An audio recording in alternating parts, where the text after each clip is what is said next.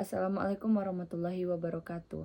Perkenalkan, nama saya Helenivia dengan NIM 2310401041.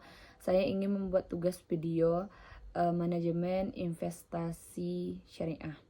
Saya akan menjelaskan tentang produk-produk bank syariah. Yang pertama yaitu adalah akad bagi hasil. Akad bagi hasil ini terbagi menjadi dua, yaitu ada akad mudharabah, ada akad musyarakah.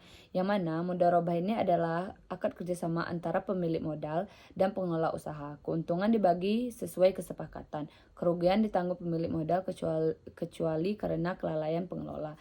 Yang mana di sini adalah sang pemberi modal itu menanggung sepenuhnya modal yang akan dikelola oleh pengelola usaha, dan setiap kerugian yang akan terjadi itu ditanggung oleh pemberi modal selama itu tidak kelalaian bagi yang pengelola usaha. Yang kedua ada musyarakah. Musyarakah adalah akad kerjasama antara dua pihak atau lebih. Masing-masing ini memberikan modal dan keuntungan dan kerugian dibagi sesuai porsi modal atau kesepakatan.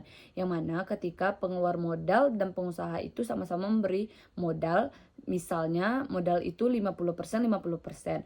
Jadi nanti jika ada kerugian, maka kerugiannya itu akan dibagi 50% 50%. Tetapi jika pemberi modal ini menanggung 70%, sedangkan yang pengelola usaha menanggung 30%, maka ketika kerugian datang, maka kerugian itu 70% ditanggung oleh pengeluar modal dan 30% ditanggung oleh pengelola usaha. Baiklah, yang kedua ini adalah akad jual beli. Akad jual beli ini terbagi menjadi tiga, yaitu murabahah, salam, dan istina. Yang mana murabahah ini adalah akad jual beli di mana penjual menyebutkan harga pokok, harga barang, lalu menambahkan margin keuntungan yang disepakati dengan pembeli. Itu seperti akad jual beli, seperti kita membeli barang di pasar seperti biasanya.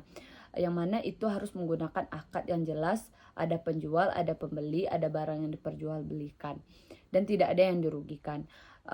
Yang selanjutnya adalah akad salam, yaitu akad jual beli di mana pembeli membayar penuh di awal, sementara barang yang akan diserahkan oleh penjual di waktu yang disepakati. Itu contohnya sering dipakai di kegiatan pertanian, yang mana pada awalnya itu kita saham itu seperti meminjam uang kepada bos, meminjam uang untuk membeli obatnya, untuk membeli pupuknya. Namun barangnya itu diserahkan di akhir, yaitu kentangnya misalnya. Kentangnya itu setelah panen baru kita berikan kepada pengeluar modal tersebut, dan nanti di sana dihitunglah berapa keuntungannya, lalu kita akan membayar uang yang telah kita pinjam untuk membeli obat atau membeli pupuk. Selanjutnya adalah akad ijarah. Ijarah adalah sewa menyewa atau jasa. Pemilik barang atau jasa menyewakan kepada pihak lain dengan pembayaran sewa sesuai kesepakatan.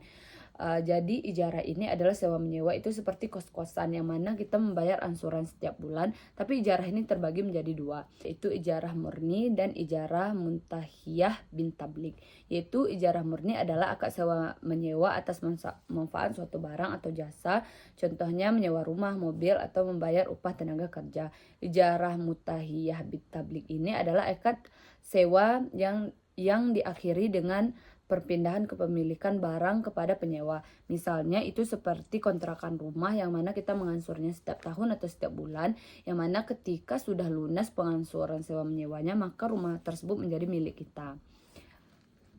Baiklah, selanjutnya adalah pasar modal syariah. Pasar modal syariah ini terbagi menjadi tiga, yaitu suku, reksadana, saham syariah. Yang pertama adalah suku. Suku merupakan surat berharga syariah, mirip obligasi tetapi sesuai syariah, yang mana investor membeli suku lain mendapatkan imbalan hasil dari aset atau proyek yang dibiayai.